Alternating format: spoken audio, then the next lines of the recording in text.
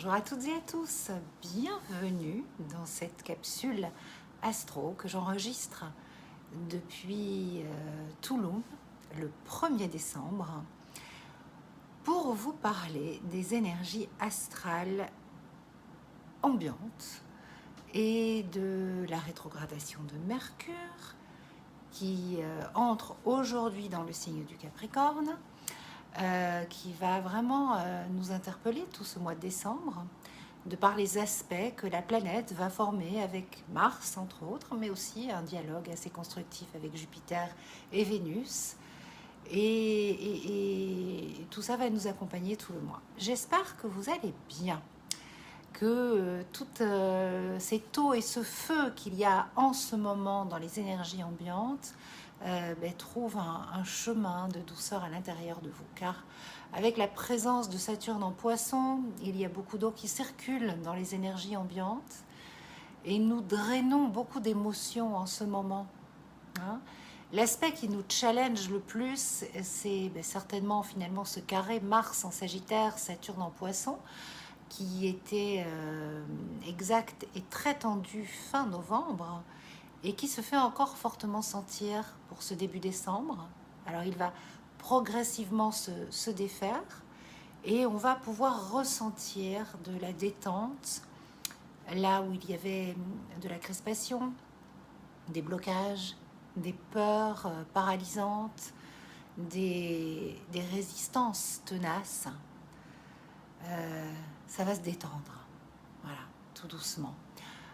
Les carrés Mars-Saturne, je vous en parle encore parce que l'aspect est encore très actif, et ils sont connus pour leur effet déstabilisant. Ils créent des pertes de repères et d'équilibre. Et bien sûr, cette énergie qu'ils induisent, c'est une invitation à lâcher des résistances pour faire place à plus d'harmonie et plus de légèreté dans notre vie, mais qu'il est difficile de lâcher prise, tant les aspects Mars-Saturne sont en lien avec nos peurs ancestrales. C'est vraiment des aspects qui peuvent générer beaucoup de frustration, beaucoup d'inquiétude, de sentiments d'incapacité, de doute. Et on peut avoir en ce moment la sensation de vivre de vrais ralentissements, d'être bloqué. Alors j'ai envie de vous inviter, je dirais même de nous inviter à respirer cet aspect, comme on respire le long de la colonne vertébrale en yoga. Donc en visualisant Mars à la base, au niveau du sacrum, là où il peut créer des inflammations, et Saturne au sommet, au niveau du rachis cervical, mais peut-être même jusqu'ici, tout en haut au niveau du chakra couronne, et de faire circuler avec la respiration et la visualisation ces deux énergies qui vraiment, elles peuvent être d'une grande sagesse si on les pacifie l'une et l'autre. Mais elles nous challengent énormément parce que Mars, c'est le feu de l'action, le feu primaire des instincts de survie, c'est l'énergie vitale, mais qui circule mal lorsqu'il y a les peurs en face avec Saturne, les limites, la pulsion qui nous dévore, la culpabilité, les doutes, la dureté. C'est vraiment le chaud et le froid. Et il y a beaucoup de raideur et de rigidité dans les énergies ambiantes lorsque l'aspect dissonne. Et donc l'idée, c'est vraiment d'assouplir en fait ces tensions accumulées et de donner de l'espace et de la respiration à toutes ces peurs qui sont cristallisées. D'ouvrir grand les portes, grand les fenêtres pour aérer toute la toxicité qui s'est insidieusement installée en nous et autour de nous cet automne, de par les aspects de Mars. On en a longuement parlé dans les précédentes vidéos, et là vraiment il y a quelque chose qui se cristallise, qui demande à être libéré. Aujourd'hui, on a Mercure qui rentre dans sa zone d'ombre. Moi j'aime bien quand Mercure rétrograde, penser à lui en termes de voyage dans voyage initiatique. Plus les années passent, plus je suis fan des rétrogradations de Mercure, car c'est vraiment une occasion de faire un reset. C'est comme une douche cérébrale ou un élagage synaptique. C'est un nettoyage en profondeur au niveau du mental. Mercure, il rentre aujourd'hui, 1er décembre, dans le signe du Capricorne. Il va progresser et ralentir, nous invitant à faire de même, jusqu'à je ne sais plus quel degré dans le signe, ce n'est pas grave. Hein. Et il va d'abord dialoguer de façon harmonieuse avec Jupiter en taureau et ensuite Vénus en scorpion. Et puis il va rétrograder et être stationnaire dans le Capricorne. Ce sera le lendemain de la nouvelle lune qui aura lieu le 12 décembre. Pour retourner vers le Sagittaire. Et le mi-point du cycle de rétrogradation de Mercure va se faire le 22 décembre. Lorsque Mercure et le Soleil vont faire leur quasimi. Donc leur conjonction en fait. Là, Mercure, il va être dans la chambre initiatique. Et ensuite, Mercure va repasser en Sagittaire. Et là, il va être conjoint dès le lendemain de la pleine lune en Cancer, donc la pleine lune du 26, avec Mars. Ça sera le 27 décembre. Et puis Mercure va être à nouveau stationnaire et direct dans le Sagittaire tout début janvier, pour démarrer la nouvelle année sur des nouvelles bases. Donc on finit l'année avec une rétrogradation de Mercure.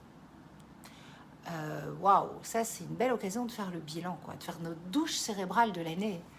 Voilà.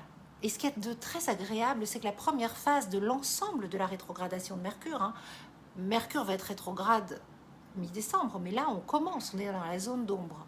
Eh bien, elle est beaucoup plus calme et douce que la seconde qui va s'annoncer plus intense et agitée, mais positive. En tout cas, on va en tirer le positif, c'est ce qu'on va essayer de poser ici. Donc en Capricorne, Mercure, il nous propose, il nous invite à trouver nos réponses dans le silence. Il nous dit, soyons constructifs dans notre communication, dans nos réflexions, dans nos échanges. Il nous invite à ralentir le rythme, à prendre encore plus de recul que d'ordinaire par rapport à ce qui nous arrive, par rapport à ce qui se passe. Et dans ces échanges vraiment constructifs avec Vénus, qui rentre en Scorpion le 4 décembre, Jupiter, qui est en Taureau, les deux planètes vont être en face à face, opposées, mais c'est positif, c'est les deux bénéfiques du ciel. Et elles vont finalement s'harmoniser avec l'énergie de Mercure, qui est dans sa zone d'ombre, toute la semaine du 7, 8, 10 et 11 décembre. Et donc, ça sera vraiment le moment de faire des sages compromis, de trouver des résolutions, des négociations qui vont être concluantes, de faire preuve de fermeté et de sens de limite, posé en sécurité, un cadre structurant et rassurant. Donc, il y a tout un travail alchimique intérieur qui peut se faire autour du cadre, de la sécurité, et de poser ses limites en sécurité. Ensuite, avec la nouvelle lune du 12, qui, elle, sera conjointe à Mars au carré de Neptune, qui redevient direct le 6. Donc, quand une planète redevient directe, elle est stationnaire, ça amplifie ses énergies. Il va y avoir donc beaucoup de confusion, un peu d'agressivité dans l'air, voire beaucoup. Mais heureusement, les aspects positifs de Mercure, Vénus et Jupiter seront là comme une énergie d'apaisement, d'alignement, au cœur des tourbillons ambiants. Il y a un équilibre pour cette fin d'année qui se fait dans le ciel. Il va y avoir du chaud, du froid, de l'intensité, mais aussi un équilibre. Le 22 décembre, lorsque le Soleil et Mercure vont effectuer leur quasimi, ce sera le mi-point de la rétrogradation de Mercure. Donc c'est vraiment le moment où Mercure rentre dans la chambre initiatique pour être réinitialisé et pour que on passe à autre chose. Et il va revenir en Sagittaire. Et là, il va se rapprocher de Mars. Peut-être pour mieux apprivoiser cette énergie finalement très intense, tout feu, tout flamme, belliqueuse, active, dynamique, mouvementée. Donc ce sera à la fois une mise en action, mais avec beaucoup d'intensité. Car la pleine lune en Cancer, elle va être marquée par cet aspect qui est un petit peu l'aspect signature des énergies de Noël et de la fin de l'année. Mercure et Mars, il faut savoir quand même qu'ils vont nous impacter. Tous les matins, ils vont se lever ensemble pendant cette période. Donc elle sera quand même intense et conflictuelle. Et puis une pleine lune en Cancer, c'est très émotionnel. Mais c'est aussi une énergie familiale, de se ressouder, hein. Et comme la lunaison de la fin de l'année sera au sextile de Jupiter en taureau, elle aura aussi un côté comfort food, vous voyez ce que je veux dire, rassurant, réconfortant.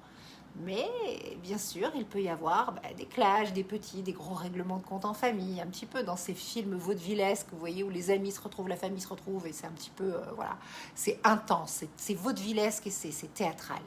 Hein. Donc ce sera vraiment une fin d'année d'eau et de feu.